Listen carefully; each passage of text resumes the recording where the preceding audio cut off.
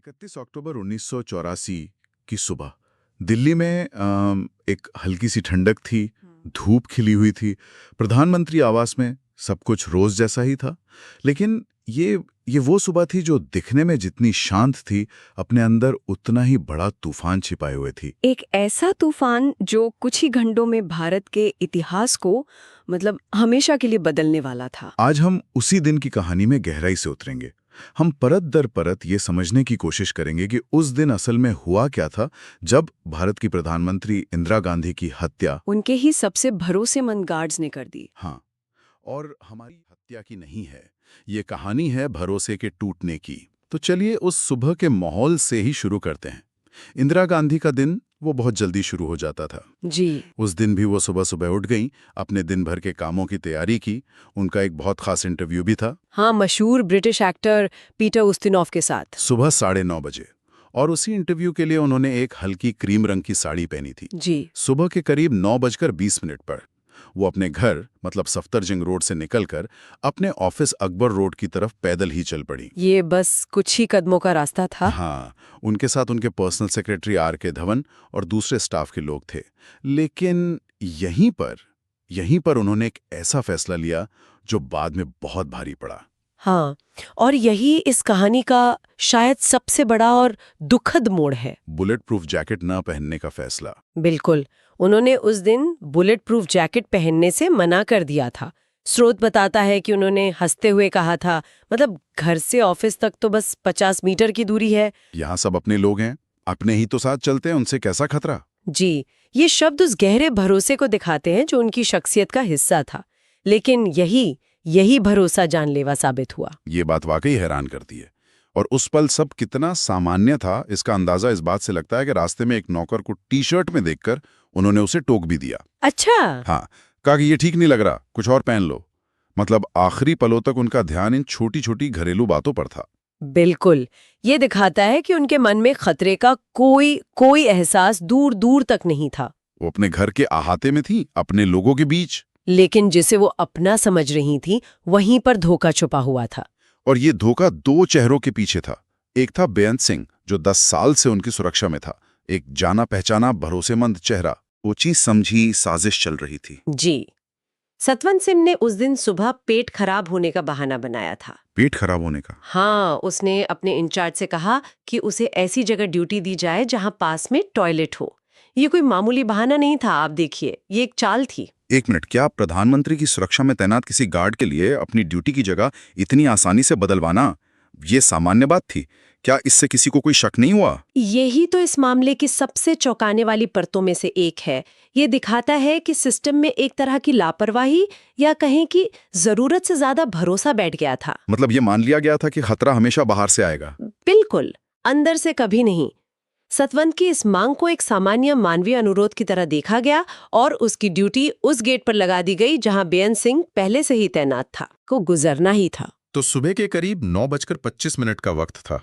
इंदिरा गांधी तेज कदमों से उस गेट की तरफ बढ़ रही थीं। उनके चेहरे पर वही जाना पहचाना आत्मविश्वास था। और जैसे ही वो गेट के पास पहुंची, उनकी नजर बेअंत सिंह पर पड़ी। 10 साल की जान पहचान थी। रोज की तरह उन्हें लगा कि बेअंत उन्हें नमस्ते करेगा। इसी भरोसे के साथ वो मुस्कुराईं और नमस्ते की मुद्रा में हाथ जोड़ लिए। लेकिन इस बार जवाब में नमस्ते नहीं, मौत आई। बेअंत ने अचानक अपनी सर्विस रिवॉल्वर निकाली और एक के बाद एक 3 गोलियां सीधे उनके शरीर में उतार दी। वो 3 गोलियां लगते ही इंदिरा गांधी लड़खड़ा कर नीचे गिर गई। और इससे पहले कि कोई कुछ समझ पाता या संभल पाता, सतवंत सिंह वो अपनी ऑटोमेटिक कार्बाइन लेकर आगे बढ़ा और उसने गोलियों की बौछार कर दी। ये सिर्फ हत्या नहीं थी, ये एक भयानक गुस्सा था। गोलियों की उस गूंज ने जैसे उस सुबह की सारी शांति को चीर कर रख दिया। उनके साथ जो लोग चल रहे थे, सिक्योरिटी ऑफिसर रामेश्वर दयाल, उनका क्या हुआ? रामेश्वर दयाल ने उन्हें बचाने की कोशिश की, लेकिन सतवंत की गोलियों की बौछार में उनके पैरों में भी गोलियां लगीं और वो भी घायल होकर गिर पड़े। और बाकी के गार्ड्स? हमलावरों ने दूसरे गार्ड्स को धक्का देकर गिरा दिया और कुछ ही सेकंड में सब कुछ खत्म हो गया। और फिर हमलावरों ने क्या किया? दोनों ने अपने हथियार नीचे फेंके और हाथ ऊपर उठा लिए। स्रोत में बेअंत सिंह के शब्द दर्ज हैं। उसने बिल्कुल ठंडे अंदाज में कहा। क्या कहा? हमने जो करना था कर दिया, अब तुम जो करना चाहो कर लो। आपने कहा कि ये सिर्फ हत्या नहीं, गुस्सा था। ये गुस्सा किस बात का था?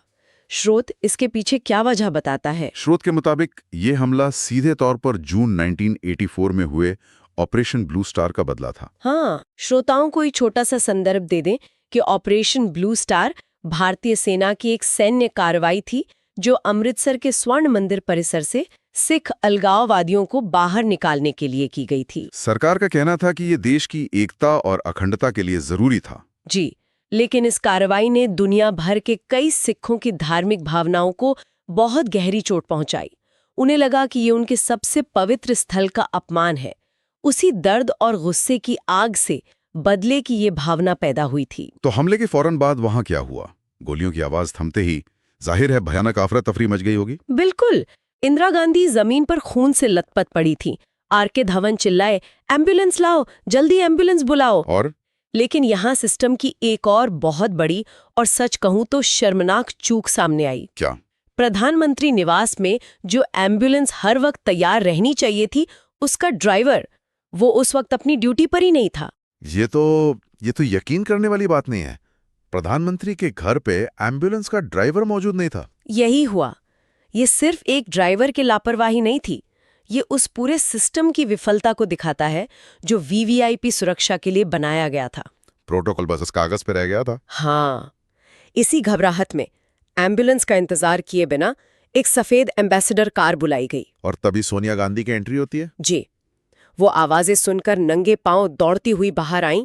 उन्होंने इंदिरा गांधी का खून से सना सिर अपनी गोद में रख लिया और कार तेजी से एम्स अस्पताल की तरफ दौड़ पड़ी। कार तो सिर्फ 6 मिनट में एम्स पहुंच गई। हाँ, लेकिन वहां भी बदकिस्मती ने पीछा नहीं छोड़ा। इमरजेंसी गेट खोलने और उन्हें कार से उतारने में ही करीब 3 मिनट बर्बाद हो गए।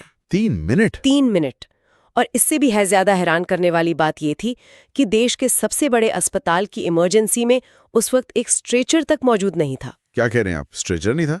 नहीं था। किसी तरह एक पहियों वाली ट्रॉली का जुगाड़ किया गया। ये छोटी छोटी देरी उस नाजुक हालत में बहुत भारी पड़ रही थी। अस्पताल के अंदर डॉक्टरों का क्या रिएक्शन था? उन्हें तो पता भी नहीं होगा कि कौन आ रहा है। शुरू में तो वो भी घबरा गए। जब सीनियर डॉक्टर आए तो उन्हें लगा कि शायद कोई रूटीन मॉक ड्रिल है। उन्होंने पूछा, प्रधानमंत्री कहाँ है? तब एक जूनियर डॉक्टर ने कांपते हुए खून से लथपथ शरीर की ओर इशारा किया। डॉक्टरों ने जब उनकी हालत देखी तो उनके होश उड़ गए। मॉनिटर पर दिल की एक बहुत हल्की सी धड़कन दिख रही थी, लेकिन उनकी नाड़ी वो नहीं चल रही थी और आंखों की पुतलियां पूरी तरह फैल चुकी थीं। ये इस बात का साफ संकेत था कि दिमाग को इतना नुकसान हो चुका है जिसकी भरपाई लगभग नामुमकिन थी। लेकिन डॉक्टरों ने फिर भी कोशिश तो की होगी। उन्होंने एक जंग लड़ी। देश के करीब 20 बेहतरीन डॉक्टरों की टीम ने 4 घंटे तक संघर्ष किया। 4 घंटे? जी। शरीर में इतना खून बह चुका था कि उन्हें 80 बॉटल ओ नेगेटिव ग्रुप का खून चढ़ाना पड़ा।